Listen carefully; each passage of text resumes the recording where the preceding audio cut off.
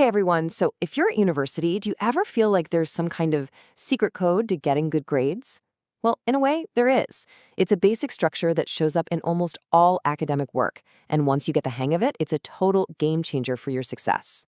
Let's dive into this powerful framework. So, here's what we're going to do. We're going to build out your academic toolkit piece by piece. First, we'll reveal the core structure itself. Then, we'll break down how to expertly describe problems, propose solutions, and, this is the most important part, how to evaluate them critically. Finally, we'll put it all together so you can leave here with a complete toolkit ready to go. All right, so what is this core structure we're talking about? You can think of it as the code, the DNA behind almost every strong academic argument you'll ever read or write. Seriously, once you see this pattern, you'll start seeing it everywhere. And listen, this isn't just for one kind of assignment. Nope, you're going to see this pop up in your argumentative essays, your research papers, your case studies, even in your presentations and class discussions. It really is an essential skill for all your university work.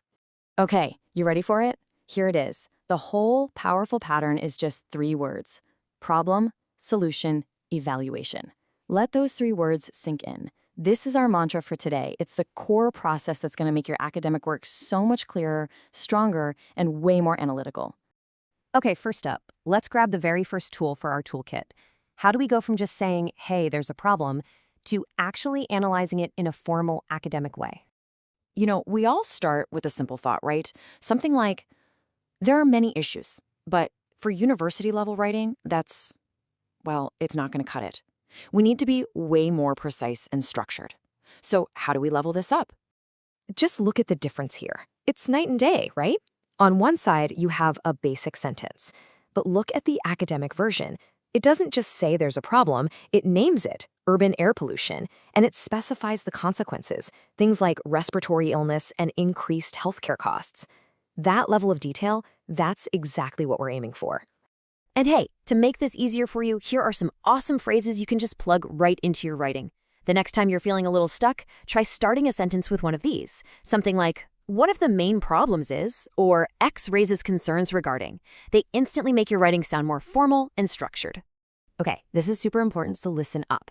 It is not enough to just state the problem. You have to explain why it matters.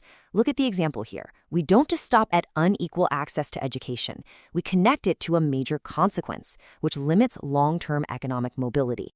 That second part, that's the analysis. That's what gets you the good grades. Okay, so we've identified a problem and we've explained why it's a big deal. Let's move on to the next tool and see how this all builds. It's time to propose a solution, but we've got to do it in a very specific academic way.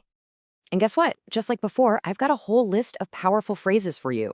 Using starters like, an effective solution may be too, or the issue can be tackled through, is a clear signal to your reader that you're moving to the next part of your argument. It makes your writing super easy to follow.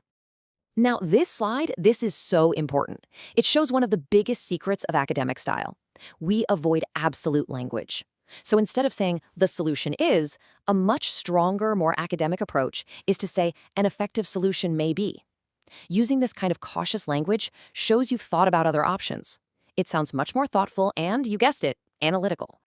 Okay, we've got our problem, we've got our solution. But now, while we get to the most important part of this whole structure, this is the step that really separates the good work from the great work.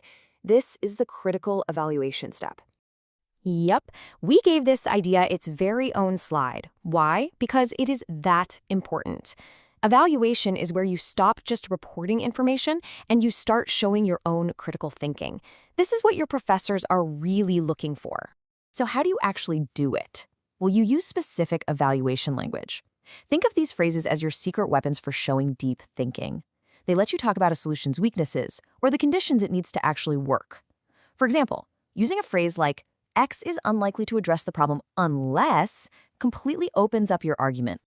Let's see this in action because it makes so much more sense with an example. This sentence doesn't just say a solution won't work. It gives a condition, a whole other layer of analysis. It basically says the solution is incomplete on its own. That little word, unless, it's incredibly powerful. It screams critical thinking. All right, team, we've got our 3 tools ready to go: problem, solution, and evaluation. Let's put the whole thing together and see the magic happen. Let's look at what a complete, powerful academic statement looks like. Check this out. This is the whole process, start to finish, in one complete thought. Let's walk through it. Step 1, boom, the problem is clearly stated, food insecurity. Step 2, okay, here's a specific solution, community markets. And step 3, but, and this is the key, the evaluation. We point out the limitations, like funding and transportation. See how those 3 steps flow together to make a really sophisticated argument? And there you have it. You've officially built your academic toolkit. So let's do a quick final review, and maybe more importantly, talk about some common mistakes I see all the time, just so you can avoid them. Okay, I really want you to get this right, so let's quickly go over 4 common traps people fall into. First, always explain why a problem is a problem. Don't just list it. Second, and this is a big one, never ever forget to evaluate your solution. Third, keep your language analytical, not emotional. And last, remember that cautious language? Avoid those big absolute claims. All right, let's wrap this all up into a simple checklist you can use every single time you write. 1, identify the problem. 2, explain its significance, why it matters. 3, propose a specific, realistic solution. And 4, evaluate that solution. What are its strengths, its weaknesses? Following these steps will take you from just describing a topic to truly analyzing it. Okay, so now it's over to you. What problem, maybe something in your field of study, or in your community, or even in the world, what problem will you analyze first with this new toolkit? Go give it a shot.